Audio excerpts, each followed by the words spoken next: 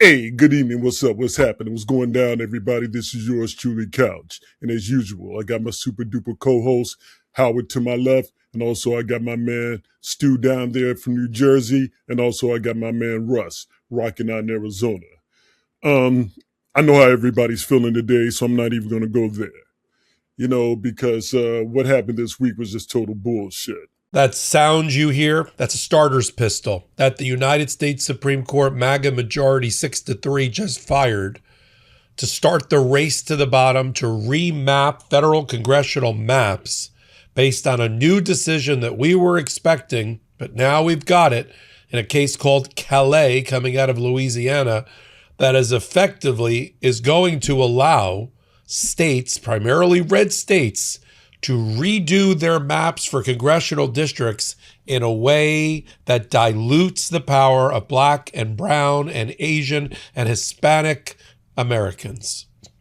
We need to take the time and look at how we are, personally myself, how we are contributing to the chaos, the insanity, and the lack of organization within our community. Politics is marketing. It's not legislation. We hear the politics of the matter. The left wants this and the right wants that. But we rarely hear the actual policies, the legislation that is involved. Because if we did, then all this becomes very simple. Would this or that law help me or hinder me? It's not complicated, but yet it has been made to be complicated. Because now, according to Justice Alito, who wrote the majority decision, we live in a post-racial world. We don't have racism anymore.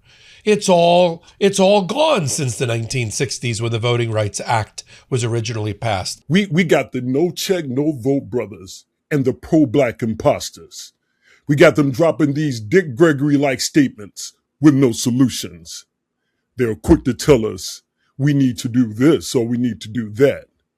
They are quick to say both parties are the same, but usually this is coming from those people who have never even voted.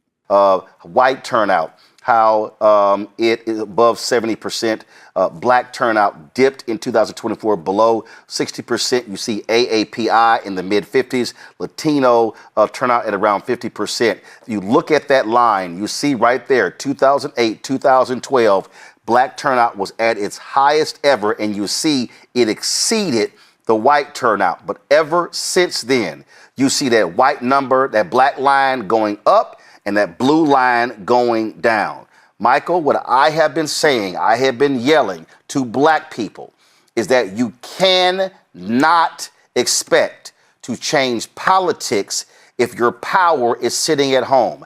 I have been saying that black political turnout has to be at a minimum of 70% turnout to counter white turnout. And what's the problem is, whether it's Louisiana or so many other places, if we're turning out at 52, 55, 57, ain't good enough. Our turnout has to be minimum 70. It has to be 75, 78, 80, 82, 85, 90. And if we vote in those numbers, we actually win races. We win statewide races. You got two folks who are running on the Democratic side for the Supreme Court in Georgia. That's winnable. They just won 2 seats in the Public Service Commission. You got the primary coming up, and you got folks who are running for state attorney general and other races. But we are not going to be able to counter any of this when too many of our people are checking out of the process, picking the couch, but then complaining about what we don't have. Well, if your ass don't show up, you're guaranteed not to get a damn thing. The one thing that can actually work, these brothers won't do, because it would prove that voting does work. Malcolm said, we are not outnumbered. We are out-organized. 56% of the black population of this country, of this 338 million people in this country, are in the South. And yet those are red states. Louisiana is 33% black. They have 6 congressional seats, and only one of them is black. That's not fair representation of the people. We got my man Gary Chambers a brother who is about it and teaches brothers civics, social studies, and how the government works. He had to go to their legislation and he broke down the racist tactics of the good old boys in that state. Mr. Chambers, you want to give your name and your organization? Gary Chambers, representing myself. I know how the political process works, so I know that most of what we say at this microphone doesn't mean much to you all as representatives. You've got a vote to make in order to do what you feel you need to do for the governor and your politics. But your state ranks number 50 in the nation because you continue to do these things. We rank number 50 in the economy, number 50 in crime. You can shake your head, Representative. Number 46 in education, number 44 in health care, number 48 in infrastructure, number 49 in natural environment. But you got time to take away clerks of court seats. Your priorities are jacked up, and your state continues to lose as a result. But you're proud. You're proud Republicans, proud conservatives. You're Reconstructionist. You're Reconstructionist, and it's racist. And every one of your votes reflect your moral character and the lack thereof. Now, I go to church just like you all. I don't know if we read the same Bible. Do good, seek justice, help the widow, the orphan, the oppressed, and the poor. Isaiah 1:17. Now, you can strip up the Constitution of this state. You can restructure New Orleans all you want, but you're losing even your own voters. Because last year, you lost every constitutional amendment you sit out the Capitol, every one of them, in your own districts. And you came back down here again, playing Jeff's game. Now he wants to be president, and some of y'all won't even be representatives following along with the governor. If you believe in local representation, like I know most of you truly do, you wouldn't be meddling in this local community. But it's a majority black community. And you don't do this anywhere else in the state, which shows it's racist. I don't need data to show me the history of Louisiana. Every legislature that has ever existed in this state has been under majority white control. And you still haven't found a way to get yourselves out of the bottom 10 ranking. Georgia beats you every year. Why? Because they don't have a problem with black people prospering. The government is a job farm. You all are opening up prisons in rural parishes to create jobs for your constituents and trying to take away Calvin Duncan's job in New Orleans, where he creates jobs for black constituents. The prosperity of this state continues to decline because you lack the vision to lead us forward. This is a waste of the voters' time, and I know you're going to vote the way you want to vote anyway. But I wanted to look you in your faces and tell you this is weak, self-serving, and cowardice, and you're Reconstructionists, and history will remember you. This state has a bill to remove the newly elected clerk of New Orleans. That is a form of Reconstruction. And these no check, no vote brothers just can't seem to comprehend. So, when I hear Nick Cannon, Nelly, Stephen A. Smith, Dave Chappelle, Pharrell, Tiger Woods, Ray J, Nicki Minaj, all of them, any of those black cats, any of those pro-black imposters yapping, it really scares me because, believe it or not, they are complicit in our regression. Because if they really understood our history and where we are now, 60 years after the passing of the Voting Rights Act, then they would be rebuking all that bullshit, that red hat wearing orange Mickey Flicky, and praying for forgiveness for their stupidity. That's what they would be doing.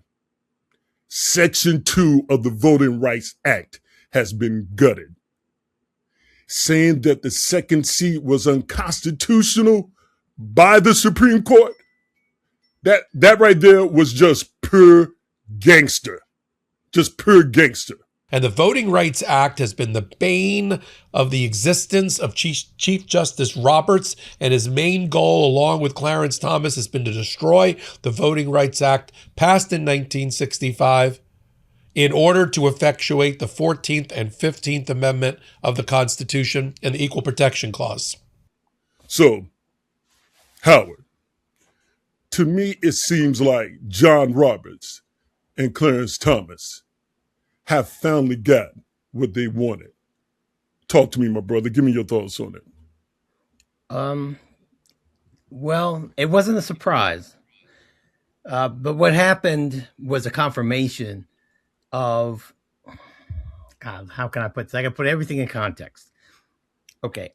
I was born in 1963, which makes you 63 years old. I guess there's some kind of symmetry in that.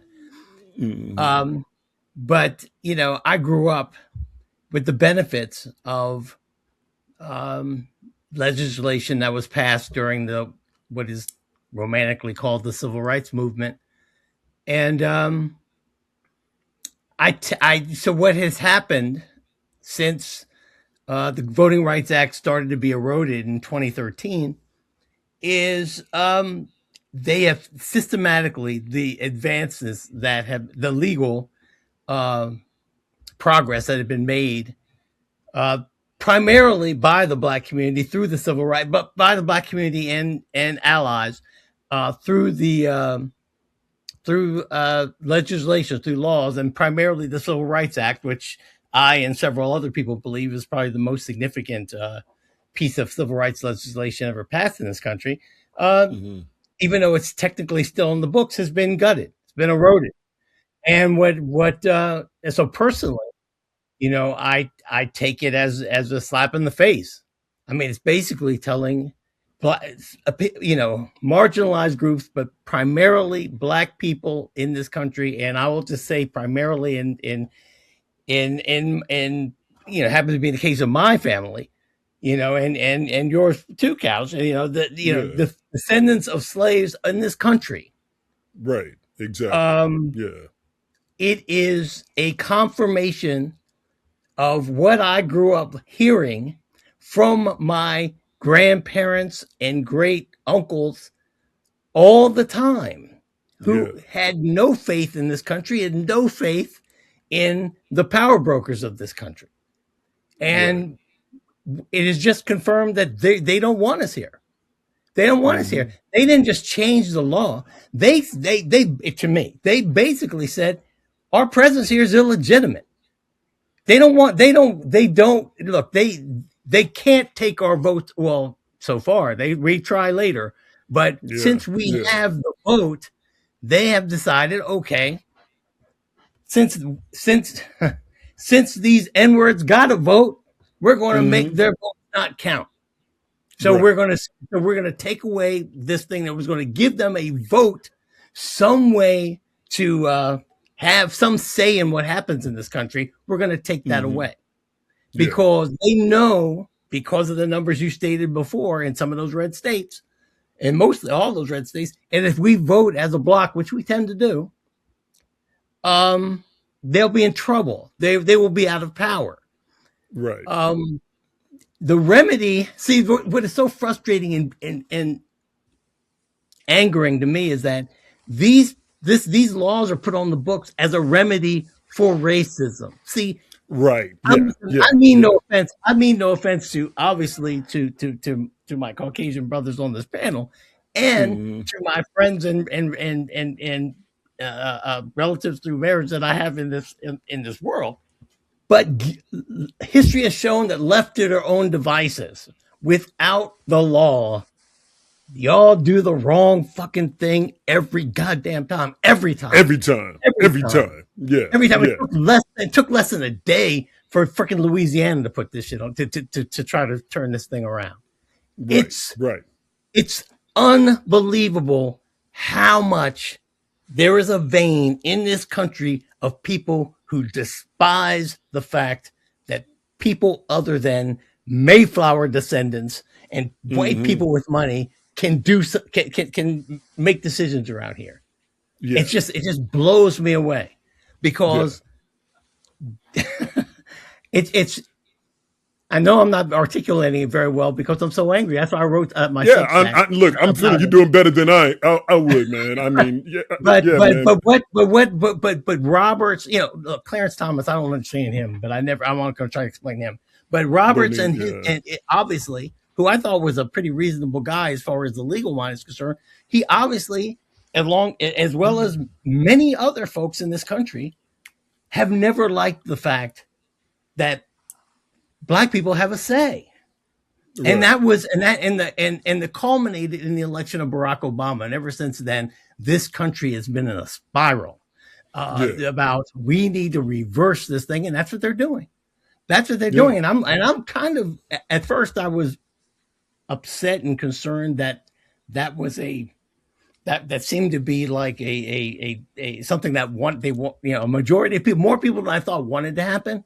Now I'm Mhm. concerned about how far back we're going to go, because if you had told me in 2010 that the Voting Rights Act would basically just be almost removed from the books, I wouldn't have believed you. I wouldn't say it was impossible, but I wouldn't have believed you.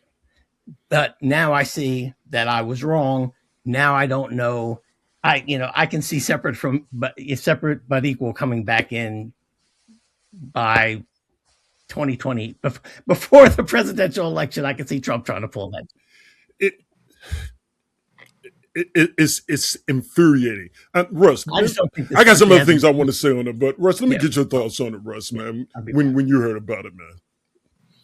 Well, I'm one of those Mayflower descendants, and I disagree with everything they are doing. Mm. I did a little research, and it isn't just gerrymandering in general. There are other factors that are used to disproportionately take African Americans out of the voter rolls.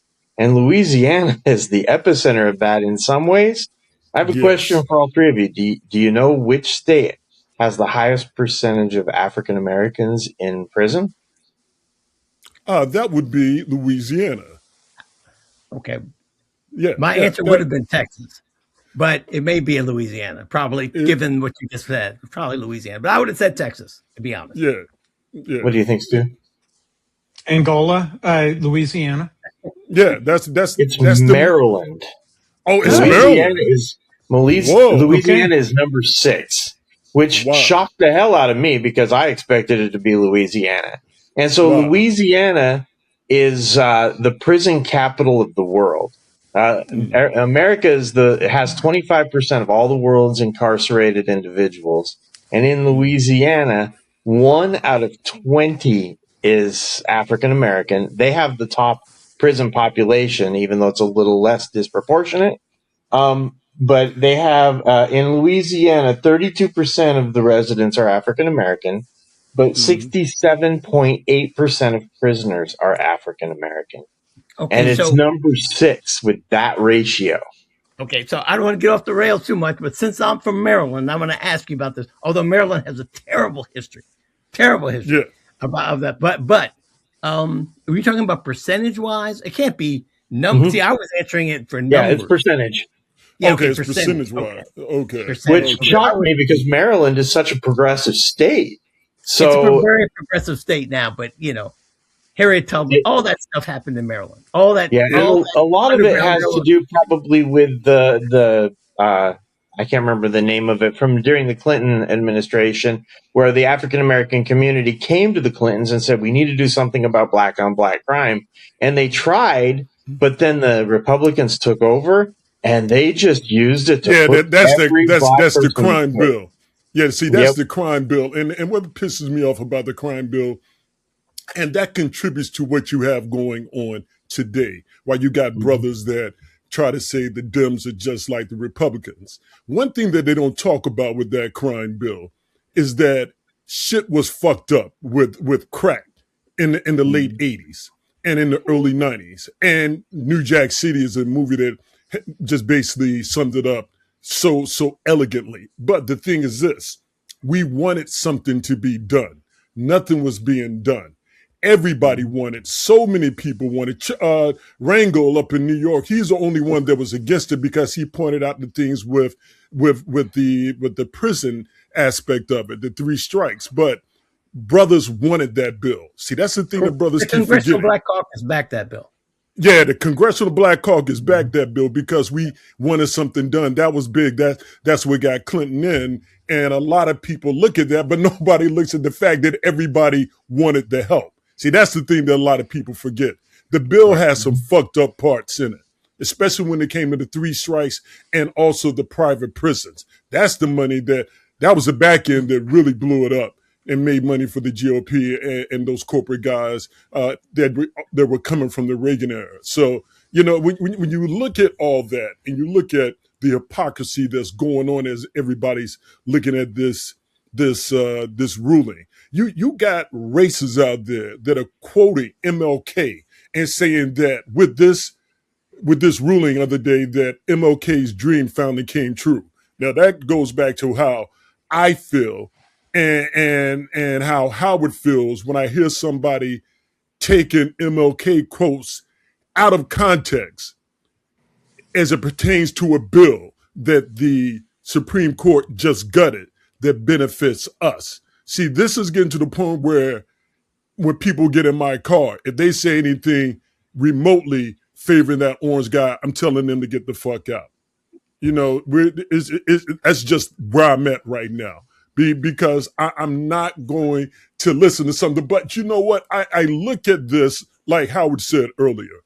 It's a situation where 2010 people are like, no, this wouldn't happen. It'll never happen. Me, I've always been in the mindset that you get enough people up in there in the legislature that start thinking along the same lines. They can make shit happen.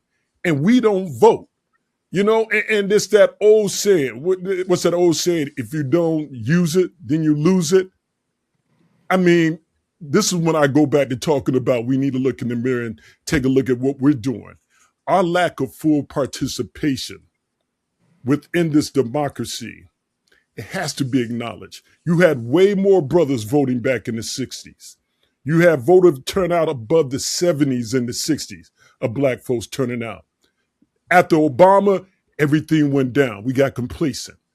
And now as you look at it, now we're in a situation now where we are looking at the Supreme Court being a huge obstacle. And so this is what I have to ask Stu, because Stu puts the politicians in their place. I want to ask you, Stu, what do you think about Akeem Jeffries' approach on him attacking SCOTUS and saying that he's basically put SCOTUS reform on the campaign agenda for 2026? What do you think about that approach, as well as what do you think about the actual ruling itself in Section 2? So, I mean, good for Mr. Jeffries. Welcome to the party. Thank you for, saying something. So that's progress, I guess, from him. But we'll see how long that lasts. But I'm so pissed. So I'm gonna talk about some stuff, and I have some energy on this. Partly, right partly in my literal DNA. We have my great one of my great uncles was black, so I have a little bit of that sense of internalized fire, but also I'm Jewish, and I was raised always to understand and appreciate what black people were going through in this country, to take their side, to do what I could do to lift them up. And so I've just sort of always been that way. I was the lightest guy in my college's Unified Black Student Society. So I'm really pissed right here, and I want to disabuse some notions. Yeah. So we were making progress in this country. Black people were making progress. We're allowed to make progress, right? Let's be clear. They had their foot on the neck of black people since the beginning. And when we moved people talk about Obama and things were really good up until Obama. Really, they've always been gunning. Roberts has been gunning since 1982, right? Wrote 25 memos to that attorney general in the mid 80s, right? So always been that way, right? But also we can point to among other things, two big things. We could point to Mitch McConnell, right? Yeah. Who really set up the courts and said black people used to be able to go to the courts and get some relief because we used to have this sense of fairness. And Mitch McConnell said, we don't have to do that, right? Heritage Foundation said, we don't have to do that. We don't have to play fair. So there's that aspect. And there's the private prisons, for-profit prisons, right? Again, Republicans were like, oh, we can just put them in jail. Let's do that.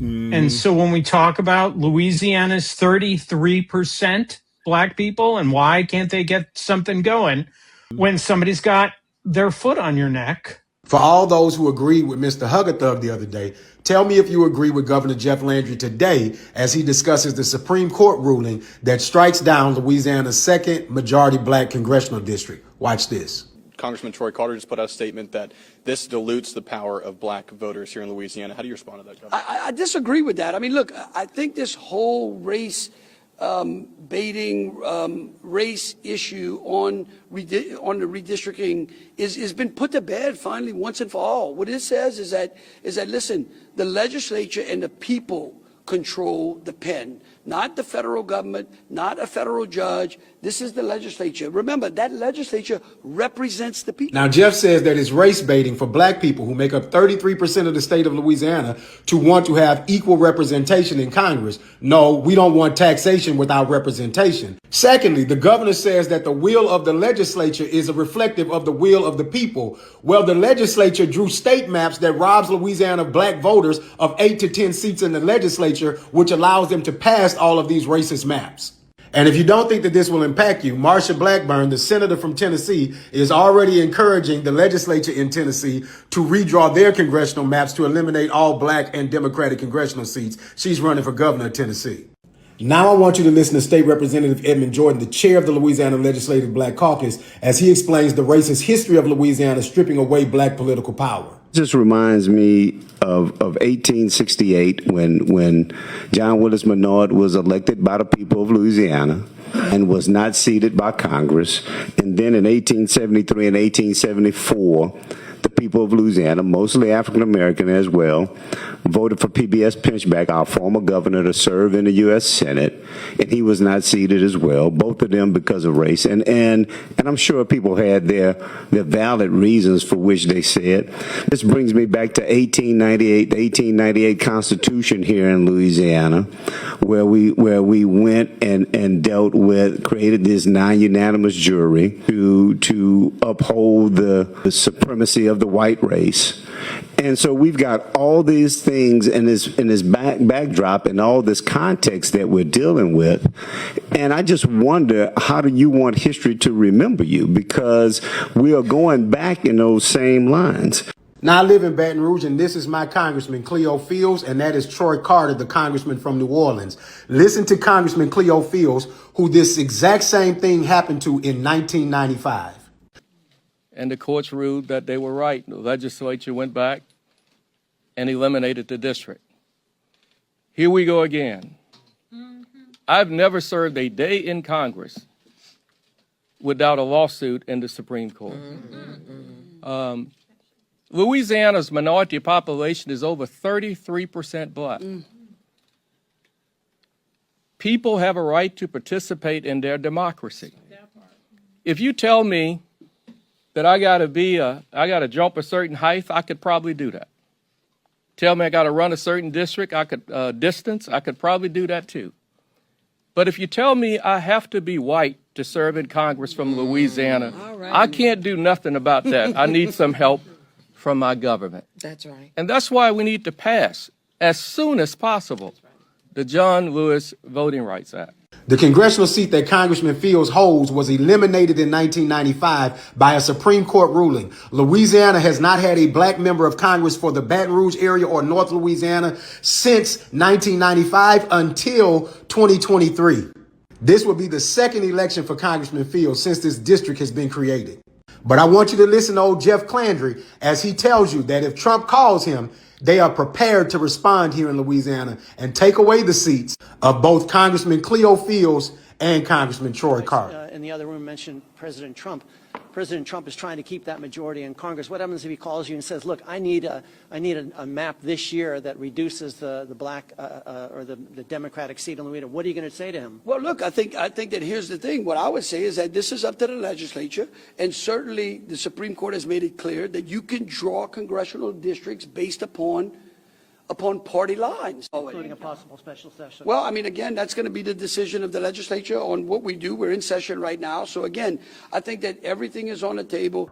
Now, Jeff has 5 constitutional amendments on the ballot May 16th. I have a community meeting tomorrow at Louisiana Leadership explaining all of the constitutional amendments and how we can make sure that the governor hears from the people of Louisiana and what we think about what he has to say. And I want you to listen to how much Jeff Landry says it has cost the voters of Louisiana to fight black people having representation in Louisiana. Spent tens of millions of dollars on lawyers.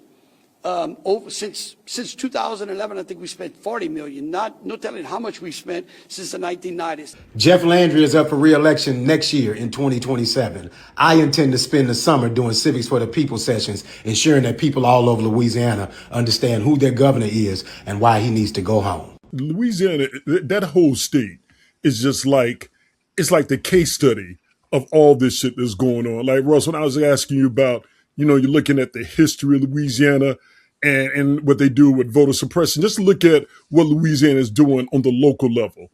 Look at how they have people from other districts interfering in what is going on with the clerk and the judges in New Orleans.